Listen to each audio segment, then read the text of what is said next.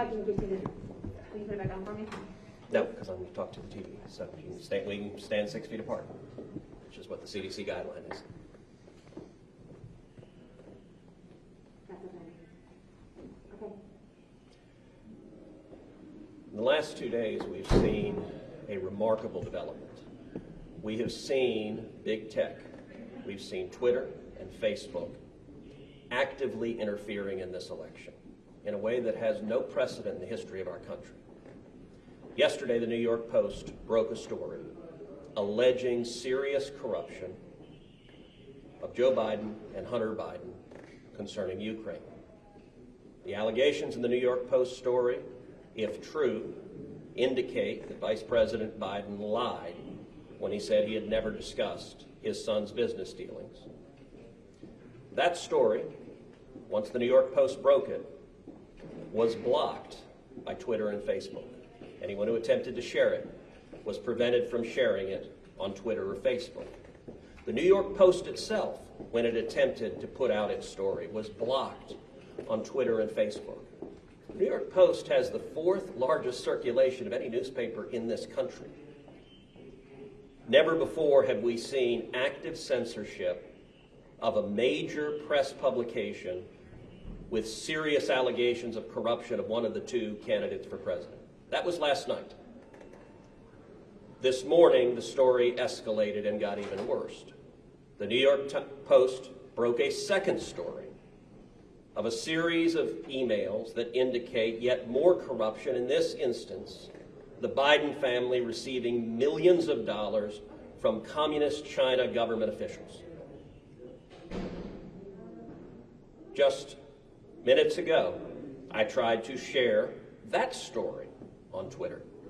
And Twitter is actively blocking, right now, this instant, stories from the New York Post alleging corruption and the Biden family receiving millions of dollars from communist China.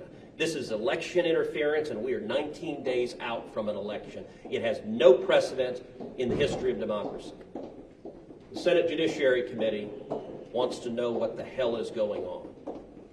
Chairman Lindsey Graham and I have discussed this at length, and the committee today will be noticing a markup on Tuesday to issue a subpoena to Jack Dorsey, the CEO of Twitter, to testify before the Senate Judiciary Committee next Friday, to come before this committee and the American people and explain why Twitter is abusing their corporate power to silence the press and to cover up allegations of corruption. And let me be clear, I don't know if these New York Post stories are true or not. Those are questions Vice President Biden should answer.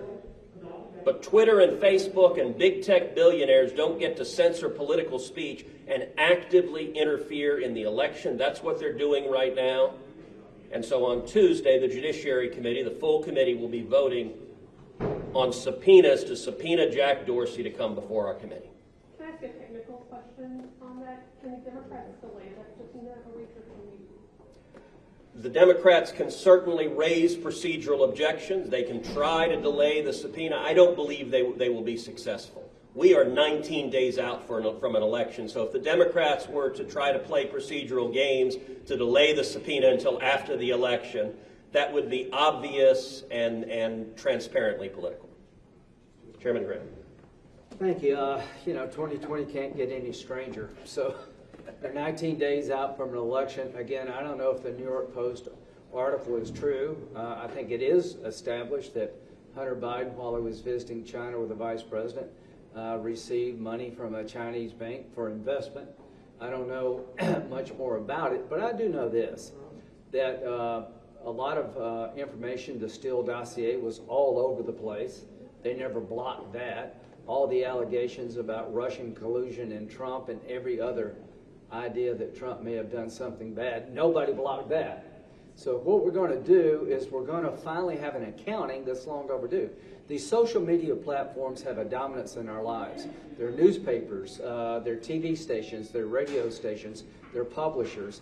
And this, to me, crystallizes the problem better than anything I could think of for the American people. You may be a Democrat saying, I don't want to hear the New York Post. It could be you tomorrow. So the point is that the power behind these platforms have been taken to a level that truly is dangerous, I think. The stopping Americans who have these tools available to them from exercising their ability to share information with their friends. Nobody in Twitter and social media shut down anything about Trump and Russia. So we're going to proceed Tuesday. Hopefully the Democrats on the committee will be as interested in this as we are, because it's us today, it could be them tomorrow. Thank you. I want to say that obviously I agree wholeheartedly with the chairman, Senator Cruz. I think taking this action is absolutely necessary. Yet last night, the subcommittee, my subcommittee on crime and terrorism, invited both Jack Dorsey and Mark Zuckerberg to come and testify.